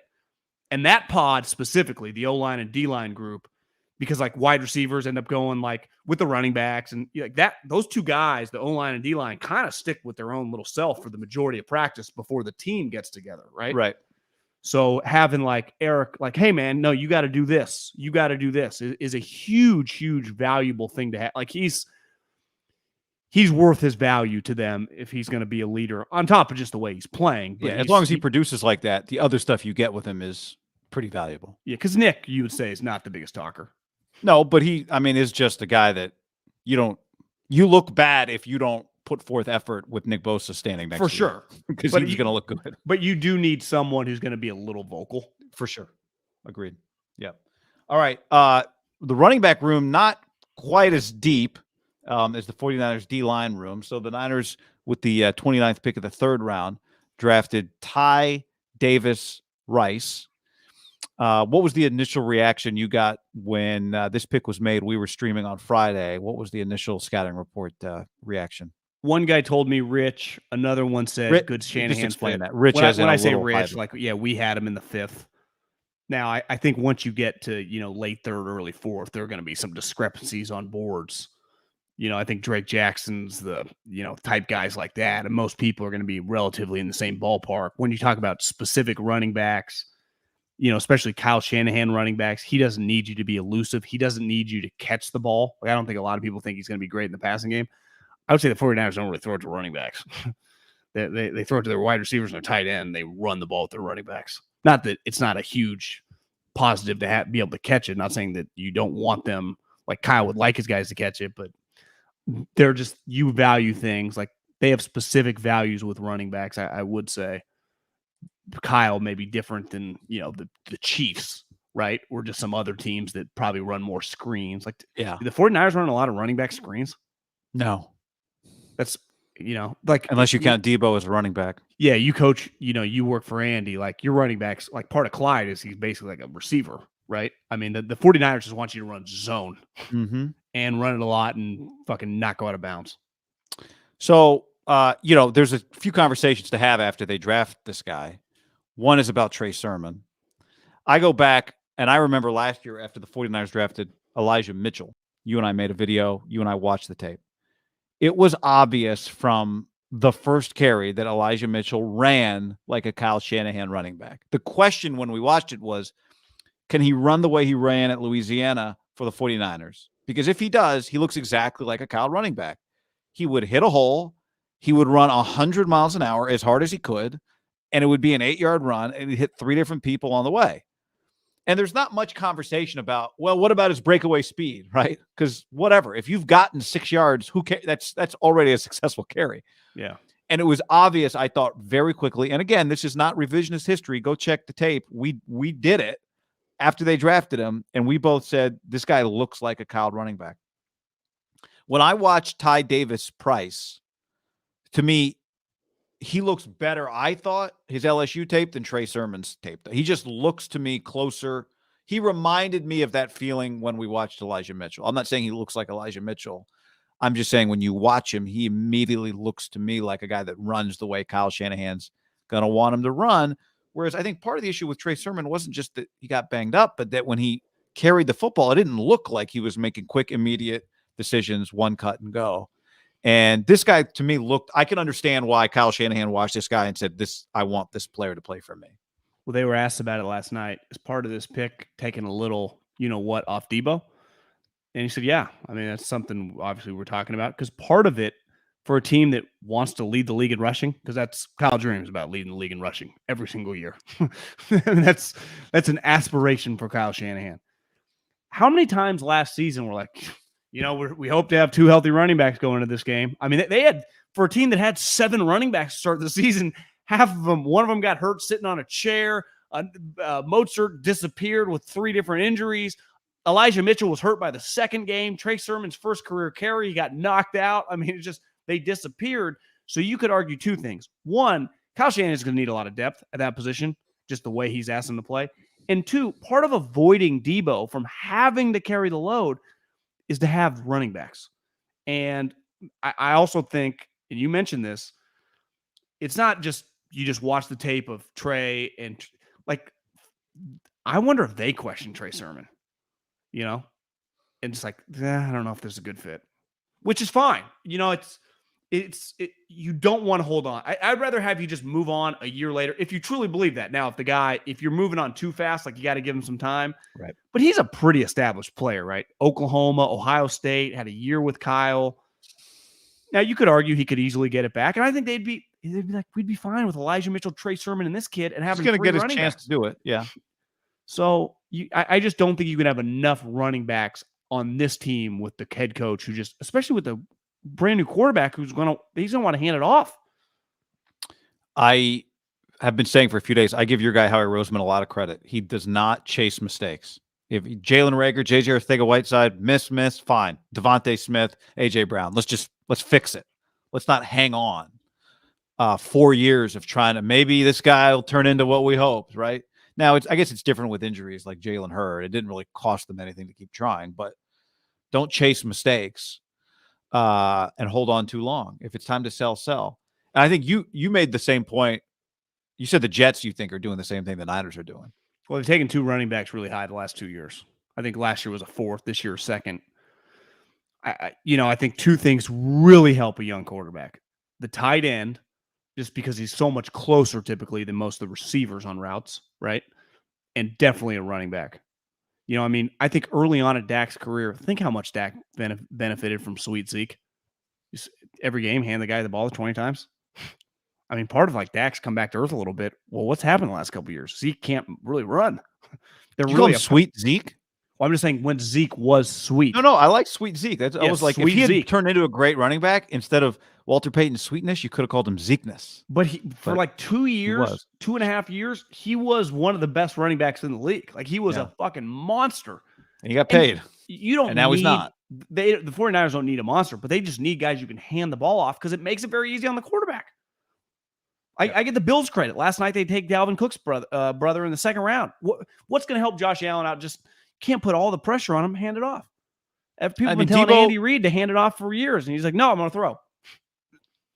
Luckily, Kyle wants to run. Deebo was their 3rd leading rusher last year in terms of attempts, right? Trey Sermon, 41 carries. Actually, I would have guessed it was like 28, but it was 41 for Trey Sermon. I do think he had a game where he got like 15. I mean, part of Deebo, it was working, so why wouldn't you do it? But I think they got to the point where they started using him a lot because they didn't have a choice. Yeah, I mean, part of it is you're playing in all these high leverage games, so you just, you don't want him. You use 8 carries week 3 against the Lions. You don't want to have to do that. It's basically the equivalent when you say of like Kevin Durant playing like 10 straight games, 40 minutes. You ideally don't want to have to do that, but like that's right. In football, you don't get load management days, right? You don't. I mean, you do in practice. You don't take Sundays off, but there are days where it's like, let's not give this guy carry. Yeah. Okay, with the division on the line against the Seahawks, well, against the Rams, division on the line won't be on the line against the Seahawks, but you wouldn't think. But Kenneth Walker, Rashad Penny. No. Pete Carroll's like, I'm going to run it 70 times a game. All right, the 49ers then, speaking of mixing it up a little bit, with the 41st pick of the 3rd round, John, they drafted Danny Gray out of SMU. Sonny Dykes. Wide receiver with speed. And that was one of the stories of this draft coming in. One of the things that people believed was there would be speed receivers available in later rounds. Oh, I say later rounds, I mean mid rounds. And they got one. I would say watching him, he's different than everyone else they have at receiver. And you and I went through the depth chart on Friday night. They don't, after Deebo, Ayuk, and Juwan Jennings, wide open. Yeah. Ray McLeod. Trent Sherfield, special teamer. Trent Sherfield. And we said this the other night, but, we love Trent Sherfield in camp too last year, but they didn't treat him like there was a big future ahead for him on their team. Yeah. I mean, I think the Niners have been desperate for a speed wide receiver. Now, asking around about him, I guess Trent Sherfield's now on the Dolphins. It was a 1-year deal, so they lost him. But I think the knock on this guy's hands, and obviously to play, wide receiver in the NFL, you have to be able to catch the ball. Now, if you have questionable hands, you either have to have two things. One, be a physical freak. I think DK is not known to have natural hands. Vernon Davis, Terrell Owens, but those guys are. Every time they ever played in the NFL in their prime, they were the most physically gifted guy usually on the field. You can get away with that. I would say the other way you can get away with having questionable hands is being the fastest guy on the field, not just, 6'4", 230 or whatever. And that's this guy. He's just his play speed. I saw a couple highlights. And again, the conference he was in, is not the SEC, but they have been very good with Sonny the last couple of years, right? Sonny's really kind of had a muscle flex of like, guys, remember, I can really coach offense, and you put me in the right conference where I thrive in the Southwest, I can kick ass. And I've looked up a couple of times and like SMU's 9-1. I think they've been like competing to win the conference the last couple Yeah, I mean, years, they went. Did they end up? I was watching his TCU game. I don't know what the final score of that game was, but they were toe to toe with TCU. He had a big game and a touchdown. This guy can fly with the ball in his hands. So now TCU wasn't quite the Gary Patterson defense TCU of old last year, but still. So I don't mind the pick at all. You just get some speed. You just need more playmakers. You can never have enough just playmakers. Yeah. And they won the game. They did win that game. But I think part of this is a guy like him, you could always use speed, right? Danny Gray is basically a later round version of what the Cardinals, Rams, and Seahawks all did last year with Dwayne Eskridge, Tutu Atwell, and Rondale Moore when they all drafted speed guys in the same round, pretty close to each other. And part of it with a speed guy, if you are versatile enough to play in Kyle's offense, is that it's not about you catching 15-yard in cuts and trying to catch in traffic. I'm going to get you the ball on end arounds and bubble screens, and I just need you to, because what was the word you used? Focus drops? Is that what you said? Focus drops, yeah. Meaning? Well, I think there's a big difference between a guy that like can't catch, who just has bad hands. Bad hand-eye coordination. And a guy like, who's a guy I think that has natural hands, but he'll have drops if you want, is Amari Cooper. And Deebo Amari too. Cooper, I would say that Amari, I think Deebo, does he have that many drops? Yeah, 12 last year. It feels like he made up for him, didn't it? Yes. Yeah. Oh, sorry. Make your point on Amari. Yeah, I mean, Amari was a guy that can have like spectacular catches, but also have basic drops. And coaches love calling it, and like in the business, focus drops, concentration drops. Like you don't have, it's not me or you out there. Like Amari, you can catch the ball. Deebo, you can catch the ball. And sometimes with a guy like Deebo, it's a natural football thing, right? I'm thinking about what I'm going to do with the ball in my hand, which you see it 50 times on Saturday and Sunday combined, right? The guy who's kind of open is already kind of looking upfield. There's a difference between that and the like, I'm kind of in traffic, I'm looking it in, but I'm thinking about other shit and the ball hits my hands. Also, I've always defended wide receivers a little bit. Like, it is hard. It's not, I mean, the ball's coming pretty high. You're running at high speed. I think we take it for granted just how elite the guys are that never drop the ball. Keenan Allen had a bunch of drops. Like, drops, I can live with drops. Honestly, the scout and Middlekauff, something doesn't bother me that much. If you make plays. Like, if you're going to score me touchdowns, if you're going to make big plays, I can live with a couple drops. I can't live with drops when you don't bring enough. That's why Amari's drops never bothered me that much, because he's productive enough and scores enough touchdowns to make up for it. Like Deebo, you're right. Now, thinking about it, he had some pretty just basic drops over the middle. Don't even give a shit. It's why Vernon Davis forever, you're just like, whatever. He doesn't have a great hand. Terrell Owens and DK are the best versions of like, yeah, their hands aren't great. Who cares? Yeah.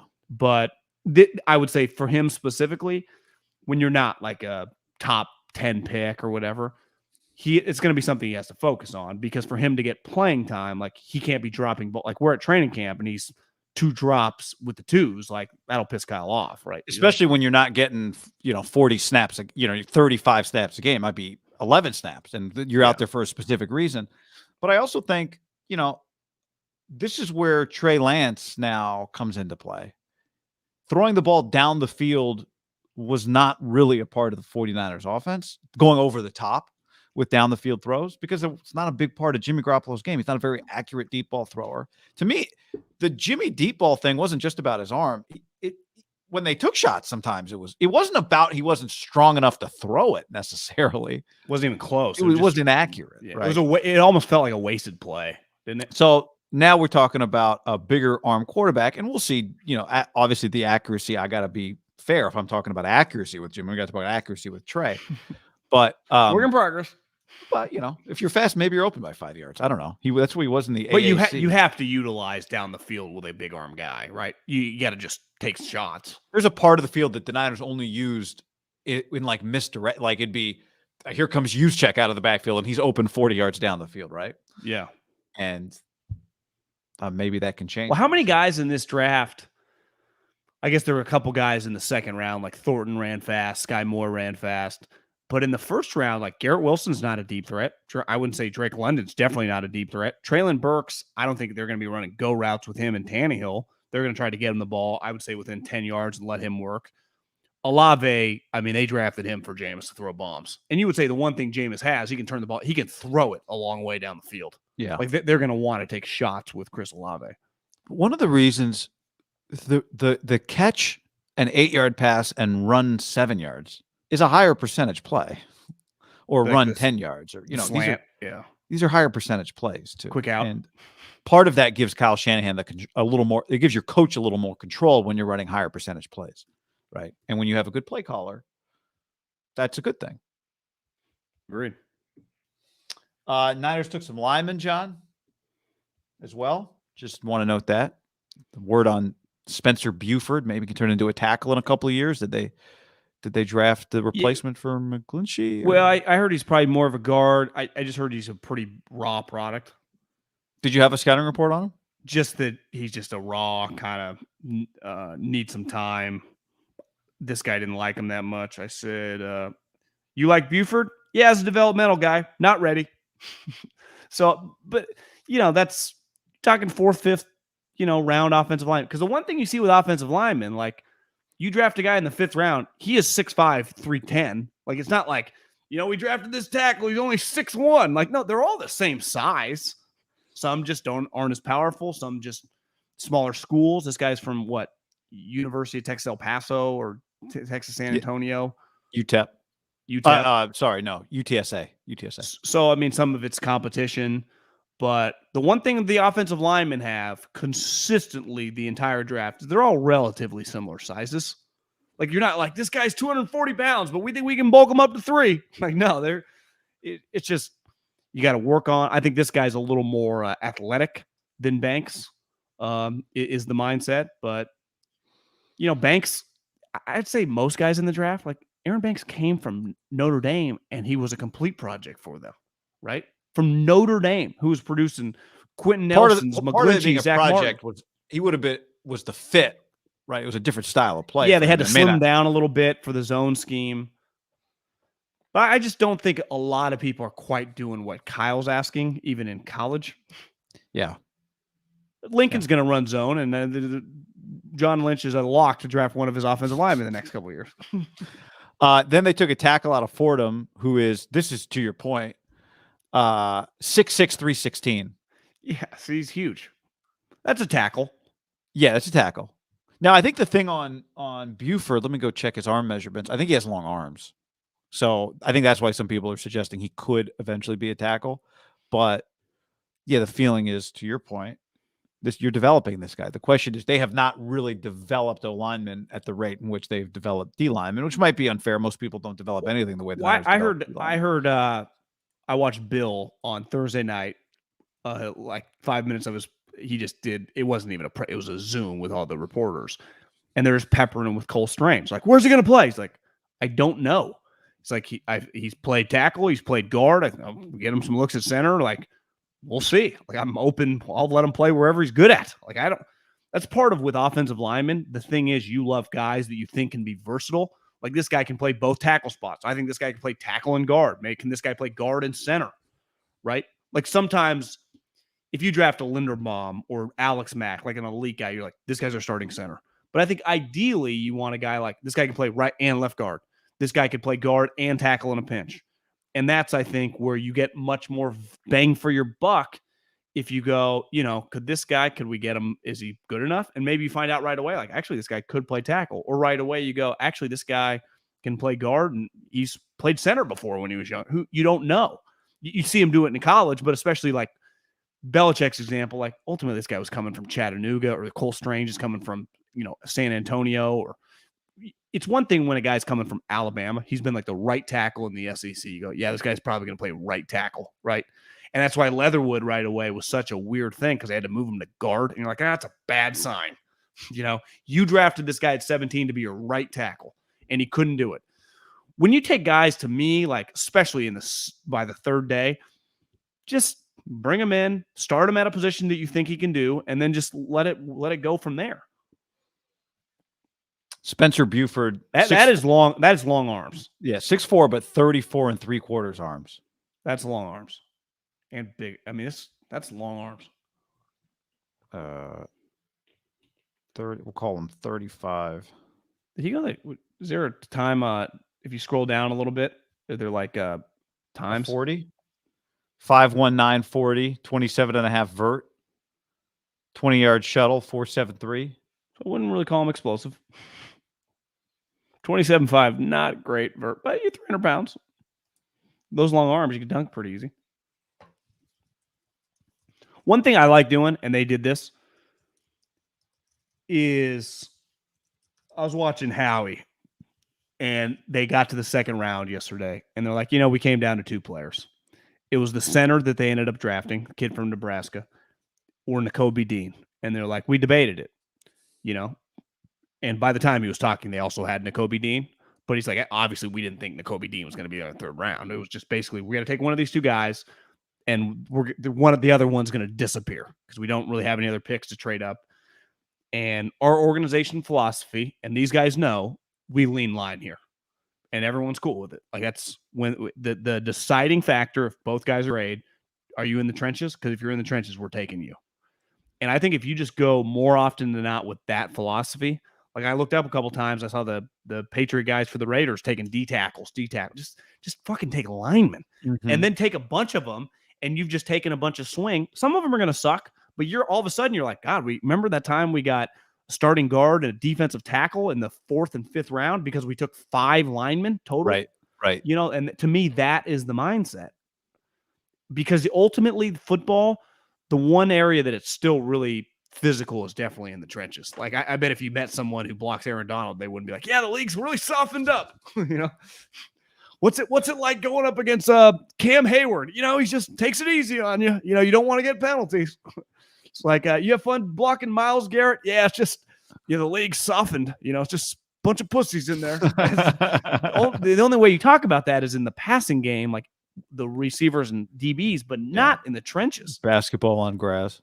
That's where the Niners have really helped themselves out, over the stretch, right? And the Rams, I'd say on defense have been pretty good in the D line. It just helps. Alex, thank you. Alex asked, what are the odds that Drake Jackson's the best D end out of the draft? I think, he's saying since there weren't any guys that were viewed as Myles Garrett in this draft. So Kayvon, there were a lot of Aiden Hutchinson. There were a lot of them. Yep. That'd be bad. Karlaftis, Ojabo, Walker. Ravens took him. So you got to wait a year on him. Walker, Mafe. Nick Bonito. That was a guy that Daniel Jeremiah really liked. He went to the Broncos at the first pick of the second round. What is it? Oh, the 32nd pick of the second round. If Drake, if in 5 years it's viewed as this kid's the best pass rusher in the draft, I don't see how, unless like one of these quarterbacks is a home run, it would be viewed as one of the best picks in the entire draft, right? Yes, it would. It would be on there. If that's the case, then you're talking. I don't know. I'm not saying it's Nick, but then just like Kittle and Fred Warner, and that's the category then that you're in. Even though he was drafted higher than those guys, Deebo. They get a lot of credit. But you naturally, and you should, you get a lot of credit for, I would say, top 50 picks that become really good players. You get extra credit when it's the third day. When you get like when they went to the 5th round today, George Kittle was the second guy that NFL Network on their like video package. This is who you can get, and it was like Richard Sherman and George Kittle were the first 2 guys, and you're like, damn, this is who you can land in the 5th round. Well, yeah, like 3 of these guys, most of them are like some random, chasing people on special teams, right? Which is fine, right? You're cool with you got to get some special teams players, but and let's face it, you're probably only getting a George Kittle, and even he's the high end, but like a really, really good starter in the later rounds once every 3 years. Like, I don't think you can really depend on that. Like, you do got to do your work in the first couple rounds. That's usually where you land the majority of your starting players. Maybe not, I guess, if we did a study. Too. What's that? Yeah, I'm sure someone has done that study. Yeah, I mean, all these teams do it before the draft. For value, like, where is, like, hey, 80% of the best receivers in the league have gone between 35 and 60. You're like, so do we need to take a guy in the first round? And you're constantly going. That, you know, the thing is, at the time, there's never a right or wrong answer. And I was thinking this the other day, and I think we talked about this. But when I was watching the Warriors close out the Nuggets, and I was like, God, you know, it's kind of crazy that Nikola Jokic was like, you know, he was like a 15th pick in the draft, and I just typed in his name to Wiki, and he was the 41st pick in the draft, in the NBA draft. Which is so like 40. What's the 41st pick in the NBA draft equivalent in the NFL? You know, the second round feels kind of like the fourth round in the NFL. Do you think it's sixth? Well, it probably depends where you're drafting. 41st could be late fourth or fifth. Yeah. If I told any NBA Draymond team, felt like a late third rounder, right? But some other guys feel like seventh rounders. What would you say 41 feels when I say it out loud? Yeah, I mean late fourth to me, like fourth round. So if you get a 2-time MVP and one of the best players in the sport in the fourth round, like it's an all-time draft pick. But it just made me think, like, ultimately you're dealing with people. There are huge question marks on all these guys. Like the maturity question on Drake Jackson. Will he mature? Maybe he never does. No one ever knows until you actually know. And you're like, actually, he never matured and he was a bad pick. Or, you know, actually he just figured it out and we love him. You know, there are some guys are like Desmond Ritter. You just watch, everyone's like, this guy, man, just gets it. Yeah, I would say the majority of the draft aren't just get it. Like some guys are going to feel it out and there's going to be a learning process. And some of them, they just might not be talented enough. Some of them do get it. And it's like, this guy's just not fast enough. This guy can't fucking run. Or, goddamn, he just lacks no power. John, as we're recording this, the New England Patriots selected defensive tackle Sam Roberts. The chat has alerted us to the fact that the Patriots, we're in the 6th round now. The Patriots took Sam Roberts. Let me pull up his NFL draft profile here for you. There's no photo. There is no listed college, because the reason this came up is Sean said he's watching TV and there's no listed college. Lance Zierlein's prospect grade is no grade. Likely needs time in developmental league. What developmental league? What does that mean? Sam Roberts. Who is this guy? Football. They just draft a basketball player or like a German or something? This guy, man, he gets off on doing shit like this. He really does. I mean, I found a person named Sam Roberts who played at Northwest Missouri State. But again, like, why wouldn't they have a college listed for him? Do you know what I think he likes doing? Is rattling the other 31 draft rooms of like, hey, coach, we don't have a card. Hey, who did his area? And everyone's just silent. Like, okay, where's the card? Coach, we don't have a card. Who? I've never heard of the guy. Bill likes the guy, but we've never heard of him. That's a problem.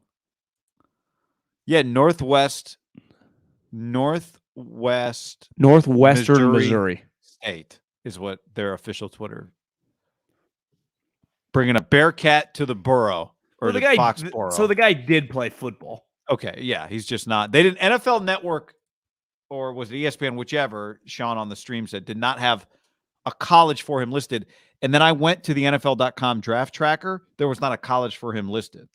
And there's obviously not a prospect grade on it. In fairness, I just Mike Reese. Remember when I got Tyler Klutz got drafted? He was not in the NFL's draft system. Remember, he wasn't drafted. When he signed from the USFL or whatever it was. Yeah, but that was a lot of guys in the Sendejo wasn't. There were a lot of players in that league.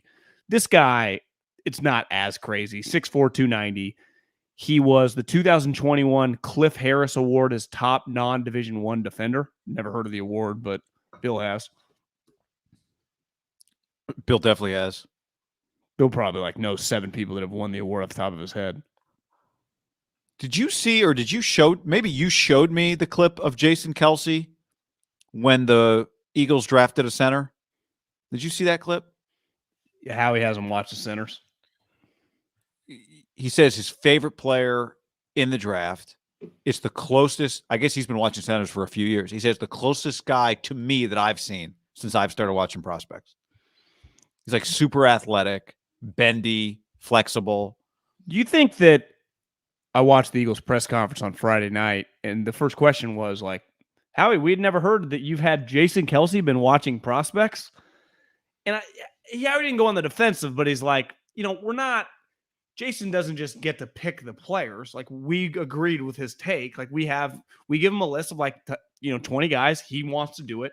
I was thinking, like, it's not even that dumb of an idea. If the guy wants to he's one of the best players on the team. He loves football. Like, if Richard Sherman, when he was on the Niners, were like, hey, John, can I play a role in the draft? Like, I'll watch some DBs with you. They would have given him DBs, right? Hell, he might have. I think it's pretty cool when guys. It's honestly, you remember how incredible easy transition of Jason Kelce. Like, I watched him talk. There were other offensive linemen. He was doing the bleacher thing, and he was rattling off like, I love this guy. I think he's versatile. I watched like, is this guy a future general manager? Well, his demeanor is to me more front office guy than like TV personality. I think he enjoyed watching these guys and meeting them and talking to them and like projecting them. He was very serious about it. Well, you remember how John Lynch started scouting? He was still working at Fox. Elway would bring him in and have him watch. The first year, Elway had him watch just the safeties. The second year, he had him watch all the DBs and invited him into their draft meetings. Now, Elway hadn't told anybody else that John Lynch was coming to the draft meeting, so Lynch showed up early, sat down in the draft room. What's up, guys? And everyone's looking at him like, why is John Lynch? Is he visiting? Like, what is John Lynch doing here? And then Elway came in and started the meeting. He's like, oh, by the way, John Lynch watched a bunch of DBs. Didn't tell anybody. But that's what he had him do. But isn't that in the meeting where he ended up sitting next to Adam Peters and they became buddies, and now Adam Peters is the right-hand guy? A lot of respect for Adam Peters. You never know when you're sitting next to someone you think's coming for your job, may end up being a business partner of yours. Yeah. Smart. What else we got NFL draft-wise? Anything else to add? I do think it's a little weird. Bills took the punter. I do think it's a little weird the Patriots took a quarterback. I mean, you can tell me it's the highest graded guy on their board. I mean, they took fucking Mac Jones last year in the first round. They took a quarterback in the fourth round. I'm all for taking quarterbacks a lot, but I'm not saying they're out on Mac Jones, but I don't see how you could argue that's not a little weird. Is it not? I think that if you drafted Mac Jones last year and we talked about it from a Niners perspective, and I think if you drafted Mac Jones last year and they did, I watched Mac Jones and my reaction was you're probably going to need another quarterback in 5 years. Now, that might be fine. They needed a quarterback. So if they just got a quarterback you could have easily whiffed on that first round pick with another pick. We need a quarterback for the next 4 years, I guess is what it would be for them. Our guy's going to play right away, right? We're not going to develop Mac and wait 2 years for him. We're just going to play him. I don't think Bill has any illusions of Mac Jones being the quarterback of the future. I don't see how you could have watched him last year. Now, maybe he gets better and becomes that. But I don't see how you could have watched Mac Jones last year and go, we're not going to need a quarterback for the next decade. Here's the other thing. Now, this guy, when they drafted Jimmy in the second round, right? Yeah. And ultimately, they traded him for a second-round pick. So that wasn't about developing, boosting stock, and then, building up a house, flipping a house. That wasn't a flip. Bill actually wanted to keep Tom, forced him to get traded. And they thought they were drafting Tom's replacement. And it almost worked out. This guy got drafted in the fourth round or the fifth round, Bailey Zappi. In that book, they said that was that fourth or fifth? Fourth. So Bill tried to extend Garoppolo like a 2-year, $20 million contract to give him some cash, but he knew Jimmy was like dead set on starting and wouldn't sign it. Yeah. Bill's open to do weird shit, right? If Bill was here and wasn't going to tell us that he was trying to replace Mac, I think he could make a compelling case. He was by far the guy we liked the most in the fourth. I've had Brian Hoyer backing games up for me on and off for the last decade. I can't win. I can't. It's not. If Mac Jones gets hurt for 3 weeks, I'm not going 3-0. I'm Bill Belichick. It's not happening. I'm not going 2-1. I think I might have something here. Who knows? Maybe Mac gets hurt and this guy's got to start. Maybe this guy's better than Mac. Maybe he's not. At worst, if he's solid, I might have a backup for the next 4 or 5 years. Maybe I can flip him for a third. Whatever. I think Bill could probably – I think you could make a compelling case for it. Here's what Rap Sheet just quoted. Some notes on Bailey Zappi. Love the name. From evaluators.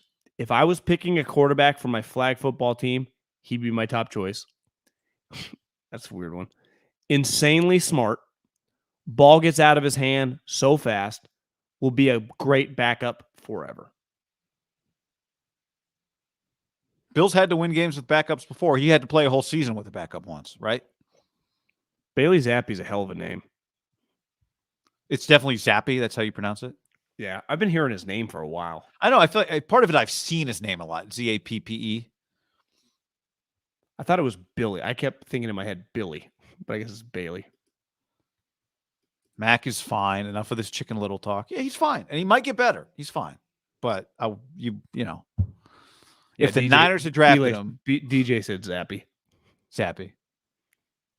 All right. I'd have some Zappy jerseys. Isn't there like a chicken place called like Zappies? I said Zappy reminds me of a thick Case Keenum. Podcast listener suggested Queso Keenum. I vote we adopt that immediately. Queso Keenum. I don't get it. I don't either. I was just reading tweets. Sam Howell drafted by the football team in the 5th round, John. Sam Howell, quarterback, 5th round. Sam Howell, Carson Wentz. Sam Howell, Carson Wentz. How's Carson going to handle if Sam Howell has a good camp? DJ was adamant that he thinks Sam Howell's not bad. So, I mean, Sam Howell, right or wrong, did some interviews with people, right, where they talked about like, you'd been talking to any teams in the 20s? Who you talk like Sam Howell, 5th rounder or not? There's a part of him for the last few months that have thought maybe I could go in the 1st round, right? In other words, if you've always been a 5th round guy, you don't show up to camp thinking you're necessarily winning jobs. He's not showing up to camp taking the job from Carson, but I'm just saying, like, he might show up with kind of a Gardner Minshew type attitude, right? Which would not be good for Carson. Like, I wouldn't want Gardner Minshew playing behind Carson. I haven't seen this guy talk. Did you watch him come off like that? No. Oh, I've just perceived him to be that because I've watched him and I think like he looks like a Baker Mayfield knockoff to me.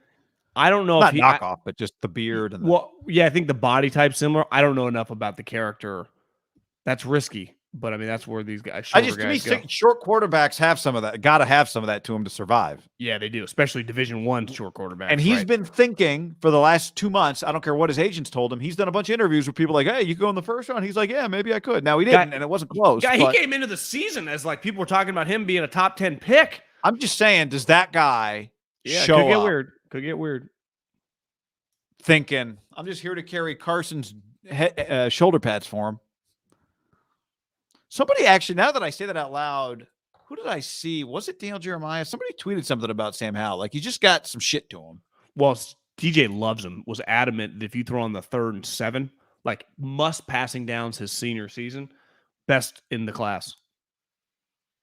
So, time will Sam tell. Howell has the best 3rd and 7 reel of any QB in this class. I'm shocked he fell to the 5th. If Wentz starts to slip, I think Howell will be ready to play. That's what DJ said. So this is not going to be ideal for Carson's psyche. I agree.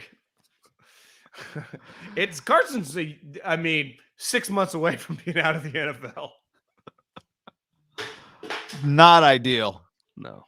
Not ideal. All right. Good work, everybody. Great to hang with you. We'll see what comes next.